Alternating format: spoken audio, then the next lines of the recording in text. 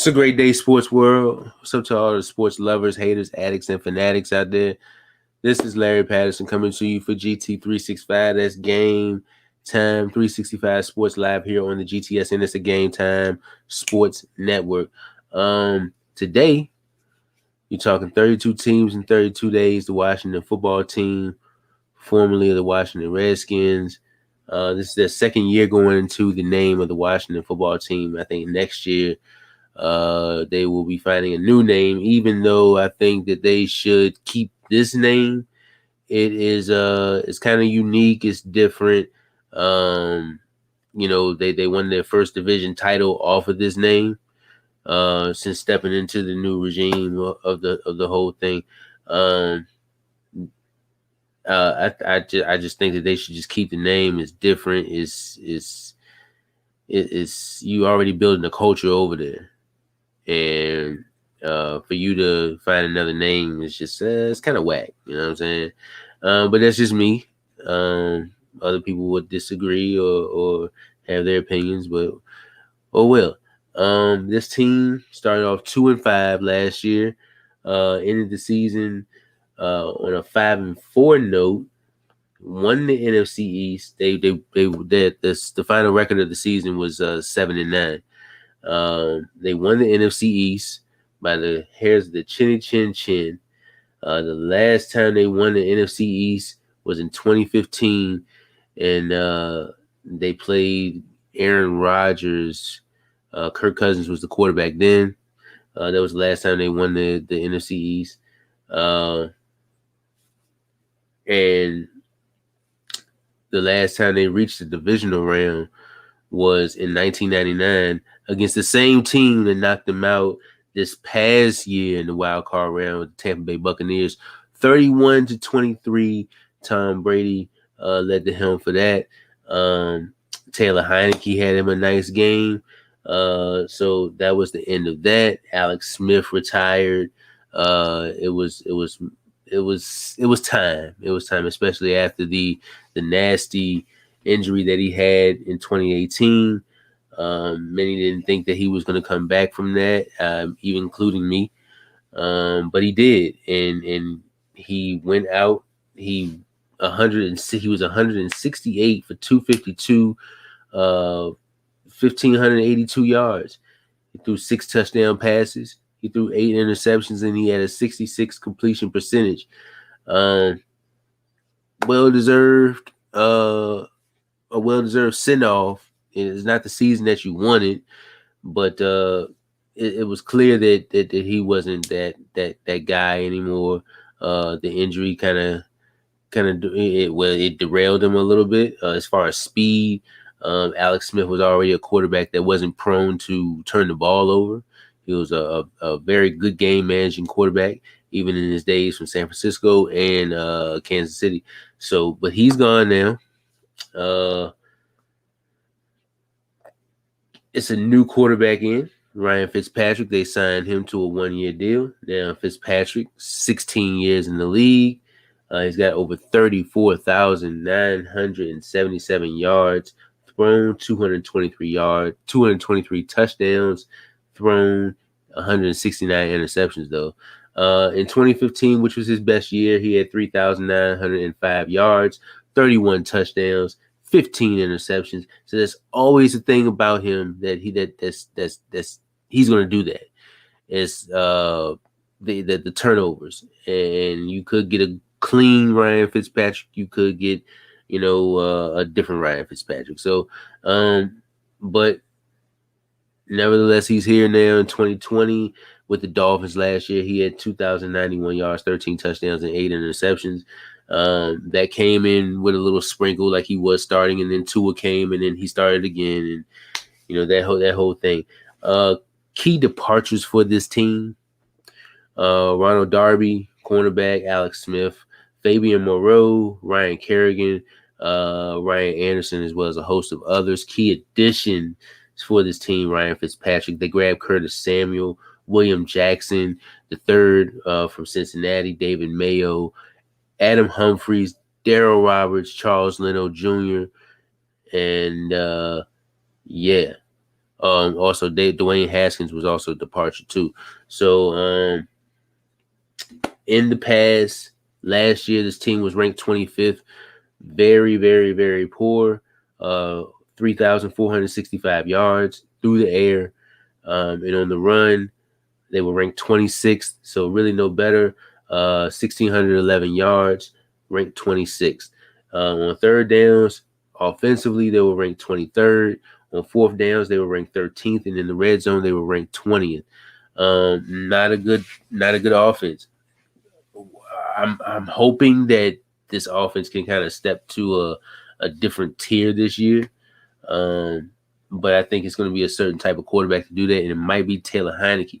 But we'll see how Ryan Fitzpatrick looks, at first, since he is the ongoing starter of the team. But don't be surprised if you see Taylor Heineke on the field this year. I know I won't.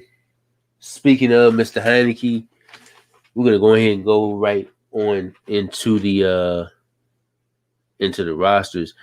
Speaking of Mr. Heineke, in the one lone game that he played this year that he started, and I know it was another game that he played. But in the game that he started against Carolina, he was 12-19, 137 yards, 1 touchdown. He had his 63 completion percentage.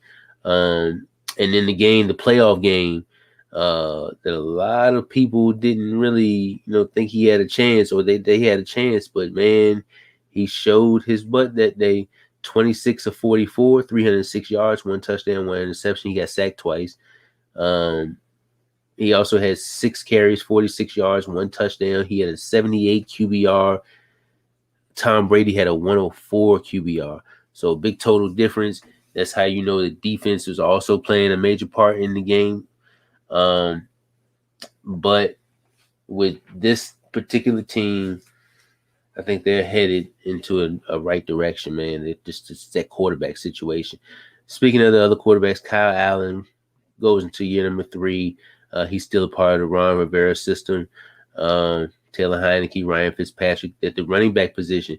Antonio Gibson going into year number 2. Now, Mr. Gibson from Memphis, he had 170 carries, 795 yards, 11 touchdowns. He averaged 4.7 yards per carry. He also was on 44 targets, 36 catches, 247 yards. He started 14. We played 14 games. He started 10. Injuries kind of had a little situation to do with that. I think if he had played more of those games, he definitely would have broke 1,000 yards. 795 is not that far from it. So I'm looking for him to step his game up. Just a tad. Nothing to complain here. He did an awesome job. J.D. McKissick is one that kind of surprised me a little bit, especially in the past game.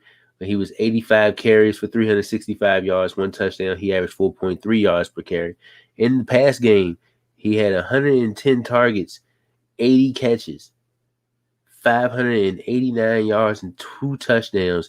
He played 16 games. He started 7. That's how you know it was a lot of that check down Alex, a lot of check downs, a lot of screens, and maybe a little bit of routes that he was running. But, J.D. McKissick got a lot of burn last year. You also got a surprise in Jaret Patterson. This kid, very small. He can bounce off you. He can make you miss. He's very shifty. In the preseason game against New England, he had 10 carries, 40 yards, 4 catches, 30 yards. Against Cincinnati, he had 16 carries, 71 yards. I actually watched that game. And then he had 3 receptions for 25 yards. And in the game against Baltimore, he had no carries, but he had 3 catches for 15 yards. That performance right there, those are the performances in preseason that put you on a team. And look at him now. He's on a team. I think he will make a very, very, very big impact. And he is one of my players that I'm watching for this year. He's going to tear shit up. With him, Antonio Gibson in that backfield, J.D. McKissick being a receiving threat, this team can go places. It just all depends on up front and receivers, and most importantly, the quarterback. that is your running back position. Wide receivers, uh, De'Ami Brown, who's a rookie, and De'Ami against New England, he was 2 for 16. Against Cincinnati, he was 2 for 33. Um, so then you got also got DeAndre Carter going into year number 4. Adam Humphries in 2018 with Tampa. He had uh, he had 105 targets, 76 catches. He had 816 yards and 5 touchdowns. That was like his best season in the league. And then last year he was kind of limited. He was with the Titans last year, so he's been kind of around the league. He had uh he had 23. No, he had 35 targets, 23 catches, 228 yards, 2 touchdowns. So hopefully we get more out of the speedster this year. Adam Humphries, they definitely do need it. Terry McLaurin, who's going to be a big part of this offense, of course. 2019, he came on the scene. He had 93 targets, 58 catches, 919 yards, and 7 touchdowns. I remember I was so disappointed that year because he did not get 1,000 yards. But the next following year, he had, which was last year, he had 134 targets, 87 catches, 1,118 yards, and 4 touchdowns. Not as much as the touchdowns the year prior, but the yardage went really up, and you can really tell that he was the prime receiver, the go-to guy. But he just needed a little bit of help. You know what I'm saying? Um, Dax Milne, who's a rookie from BYU, I do believe. In the preseason, he had all preseason together, and he had 5 catches for 52 yards. Curtis Samuel is currently out right now with a groin injury, and there, from what I'm hearing, there's no clear-cut timetable of when he will return. In 2019, he had 105 targets, 54 catches, 627 yards, 6 touchdowns. Last year, which was the year that basically got him the contract of the contract that he got now, the reason why he's with the Washington football team. He played 15 games. He started 5, 97 targets, 77 catches, 851 yards, and 3 touchdowns in that Carolina system. So Curtis Samuel, whenever he comes back, he would definitely be a big focal point to that offense also. And then you bring Cam Sims, who had 48 targets, 32 catches, 477 yards, and 1 touchdown last year. Tight ends, you got John Bates, who's a rookie. Sammy Reyes, who's also a rookie. I believe he went undrafted versus New England. He was 2 for 25 versus Baltimore. He was only 1 for 2. But I think he could have a very big year. I think he's a former basketball player or something like that. And you know how those former basketball players and tight ends kind of have that little connection there. Ricky Seals Jones, who played in Arizona, played in Cleveland. He's here for his 5th year in Washington. Logan Thomas is another guy that I'm watching this year. Logan Thomas, he played 16 games. He started 15. He had 110 targets. He had 72 catches, 670 yards, and 6 tight ends. And I think that season was one of the reasons I looked at Logan Thomas. Like, well, he's a former quarterback. And I think he played quarterback of his first few years in the league. He is going into year number 7. So then he transitioned to going to the tight end position. And so far, so good. You know, he has another season like this, he would definitely be maybe top 5 in the tight end category. Those are your tight ends. For the offensive line, you got Tyler Larson going into year number 6. He had an 81 pass block grade according to PFF. I follow PFF in their grading system and all that. Chase Rulier, who had an 83 pass protection and a 71 run block grade. Brandon Sheriff, 82 and 82 in the pass and run. Wes Schertzer, 72 pass, 64 in the run. Sadiq Charles, who had 71 pass grade, a 60 run grade. Sam Cosme, who's a rookie. Eric Flowers, a 7-year vet. 73 pass block grade, 58 in the run. That could use some help. Charles Leno Jr. coming over from Chicago. He's a 8-year vet. 70 pass block grade, a 74 run block grade. It's not quite the 80s, but hey, they need all the help they can get over there.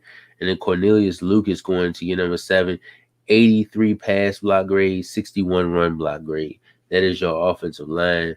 Hopefully that thing will show up this year and give those boys the protection that they need. As far as the defense, this was what put the team on the map. Defensively, they were ranked second at 3,068 yards in the pass. Against the run, they were 13th, giving up 1,805 yards. On third downs, this team was ranked sixth. On fourth downs, this team was ranked second.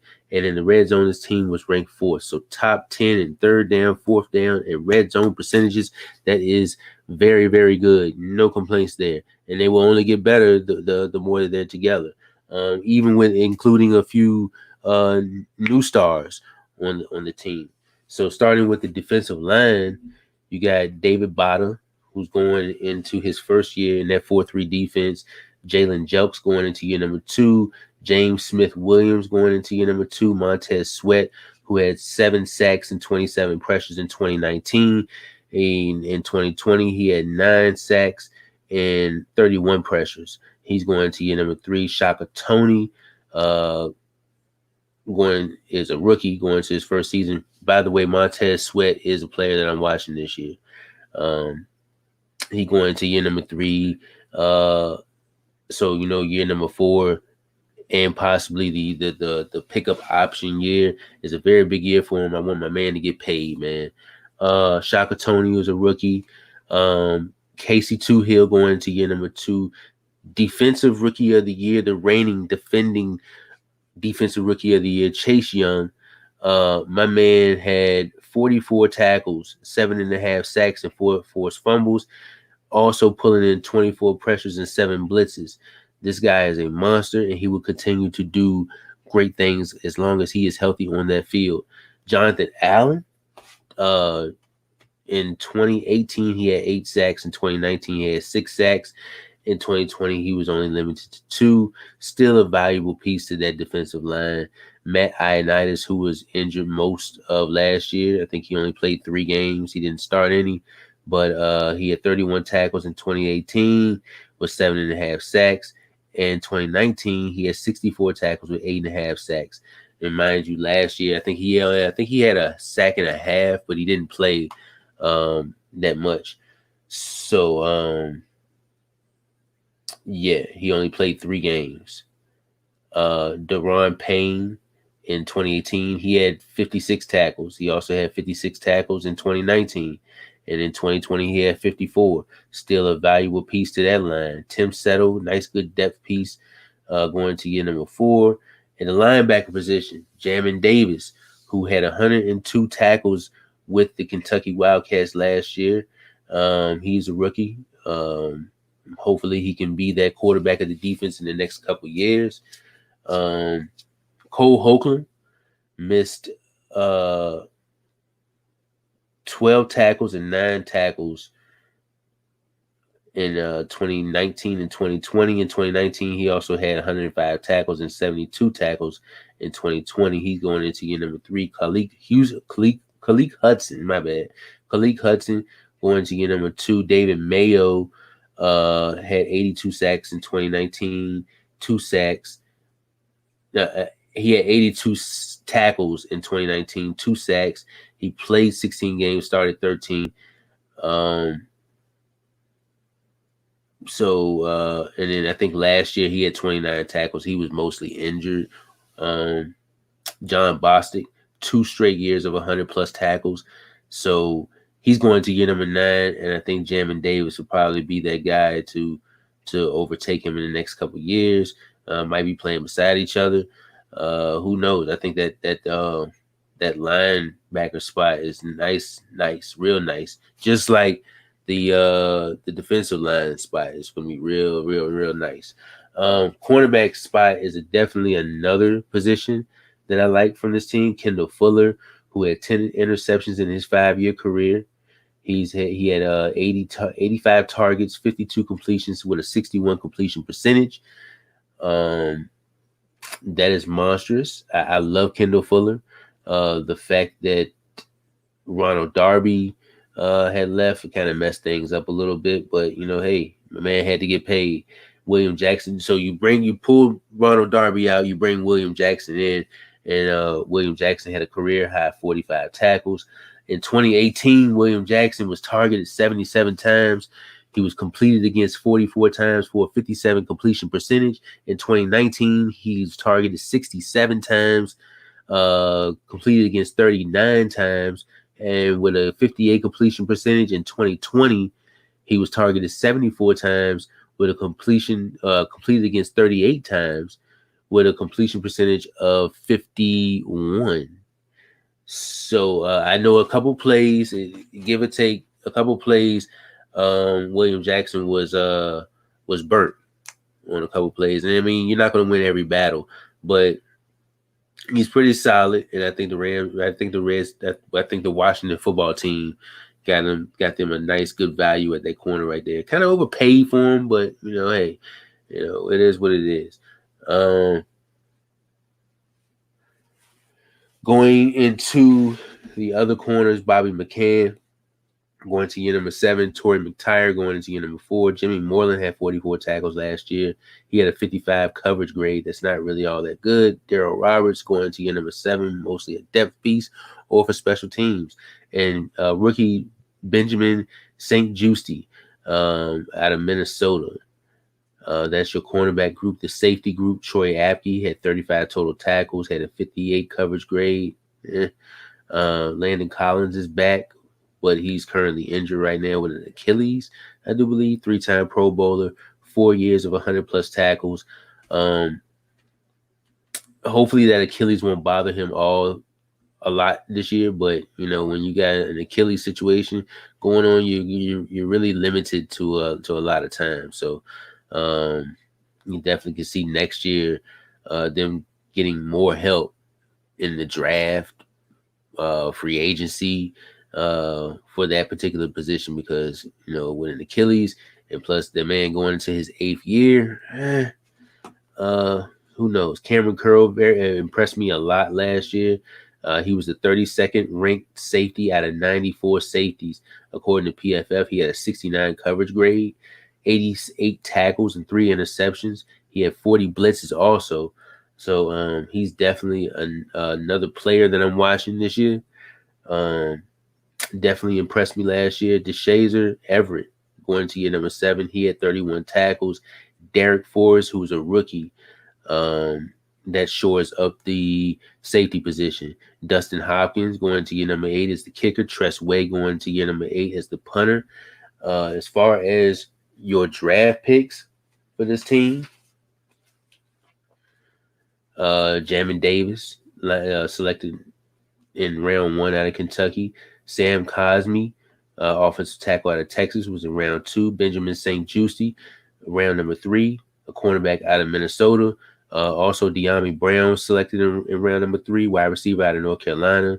Round 4, John Bates, tight end out of Boise State. Round 5, Derek Forrest, safety out of Cincinnati.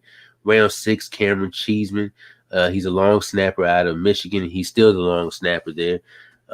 William Bradley King, defensive end out of Baylor. Shaka Toney, defensive end out of Penn State. And Dax Milne, wide receiver out of BYU. Him and Shaka Toney and William Bradley King selected in round number 7. First 5 games for the squad, pretty tough, I must say. The first game you got, you playing the Chargers. So the first person that you see is Justin Herbert. And what a challenge for Justin Herbert to face this secondary and this defense against the Chargers, who I think are going to be pretty good this year. Then you face the Giants. And that's already tough. That's a division rival. Then you're at the Bills. That's tough in itself right there. You face Josh Allen and the Bills, and then you face Atlanta. You're going against Matt Ryan, and then you face Jameis Winston and the New Orleans Saints. So that's pretty tough. You get to see Justin Herbert, a new up and coming guy. You get to see Daniel Jones, who could be better and a lot more than what he is if he just takes care of the ball. And then you got Josh Allen, Matt Ryan, and Jameis Winston. That's tough. But all in all, I think this team, if they can go back to back, I wouldn't be surprised. I think this team is very talented defensively. Offensively, they're talented too. I just hope that we get a lot more Fitzmagic since he is the starting quarterback instead of bad Fitzmagic, because you know how Ryan Fitzpatrick can be for a stretch of games where he can be very invincible. Very good games, turn the ball over less, or could be turning the ball over, but he's giving you a lot of production and the team is winning. And then there's a stretch of games where he's just super duper poor, turning the ball over a lot. So which Ryan Fitzpatrick will we get this year? Who knows? But I'm very excited to see Taylor Heineke also. So I wouldn't be surprised if you saw him in some games also. This is Larry Patterson coming to you for GT365. That's Game Time 365 Sports, live here on the GTSN. That's the Game Time Sports Network. Oh, fun fact, the Washington football team outscored the Dallas Cowboys 66-19. I just wanted to throw that out there. I'm not teasing. I'm not, being biased. I'm not even being biased because neither one of these is my team. But I just had to throw that out there. 66-19. Washington outscored Dallas. That is something that has not happened in a long time. I don't even know the history of that particular score, but that did not happen for a long time, and I just wanted to throw that out there. But this is Larry Patterson coming to you for GT365. That's Game Time 365 Sports, live here on the GTSN. That's the Game Time Sports Network. If you have not subscribed to the YouTube channel, subscribe, Game Time Sports Network. If you have not liked the Facebook page, follow it, whatever. Hey, don't cost anything. Game Time Sports Network over there. Also,